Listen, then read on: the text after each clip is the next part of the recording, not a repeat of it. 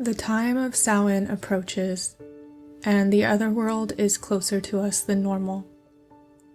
We hear the cries of those that have gone before us, and the wind's whispers carry more than a passing message. This is a time of liminality. The between space is not so between, and the ancestors have words of wisdom to share. Ancestor veneration is not a new practice. Many cultures and religions all over the world honor their ancestors in one form or another.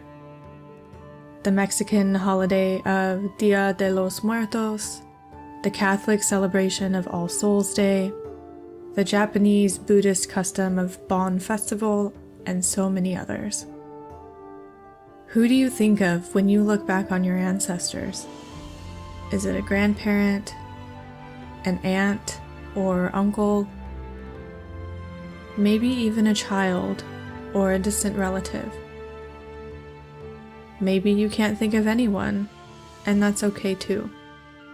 Our ancestors are those that have passed in this lifetime, but they are also those that passed before we were born into this world.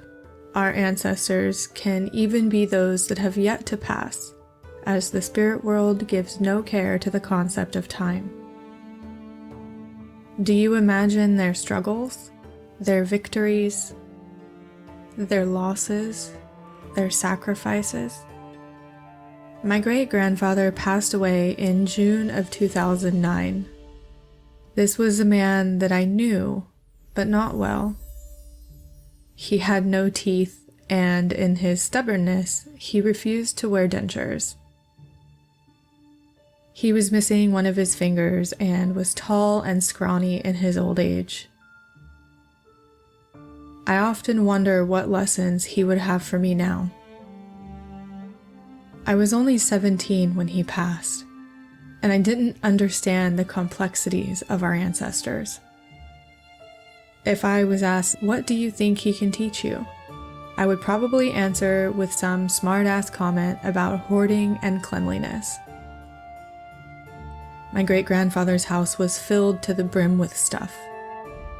Aisles were carved through the piles to get from one room to the next. Things were scattered everywhere, and when he got sick and passed, my family and I had to go in and clean up the mess.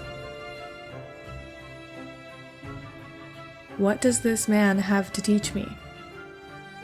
This man that served his country, that was there to storm the beach of Normandy on D-Day in World War II, who lost his wife and then, many years later, outlived his girlfriend too, who piled his home full of stuff, yet lived alone, who kept old driver's licenses of his wife, my great-grandmother, in a box with other trinkets and photos. What can this man, my ancestor, teach me about life, love, and loss? Our ancestors aren't just the family we have known in this life.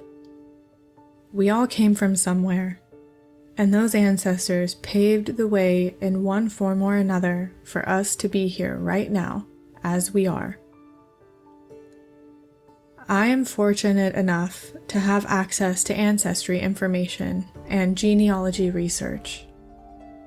My grandmother that recently passed had binders and binders full of information, and my mother has copious amounts of information stored digitally.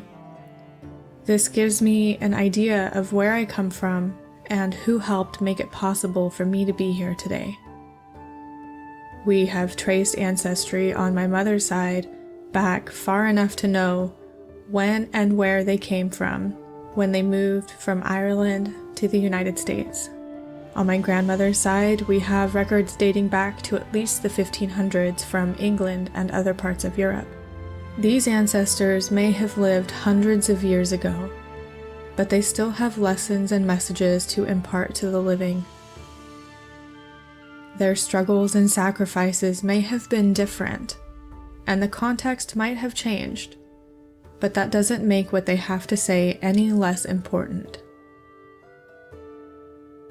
These people and spirits have stories to share, wisdom to give to those of us who still walk on this earth. You may not understand what they are trying to say, and some ancestors with problematic behavior don't deserve our honor or communication, but it is worth it to listen to those with lessons to teach. Samhain is many things, and one of those is a celebration of our dead, both long departed and recently deceased. Take some time this Samhain and connect with your ancestors. Build an ancestor altar with candles, photos, memories, trinkets, and offerings. You don't need to know them personally. Their names may come, or they might not. You might see flashes of images or feel things that don't belong to you. These messages for you are important, and Samhain is a time when they can come through to us easier, especially if you are new to working with your ancestors. Meditate on their messages, draw some tarot cards, or work with your pendulum.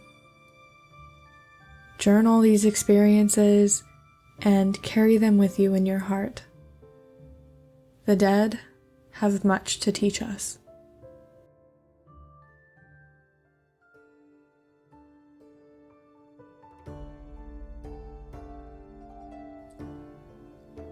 To pagans, death is a natural part of life.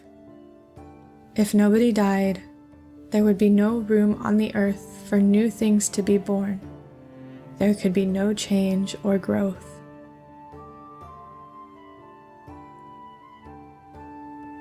Thank you so much for watching, and I hope you take time this Samhain to connect with your ancestors, both recently deceased and long departed.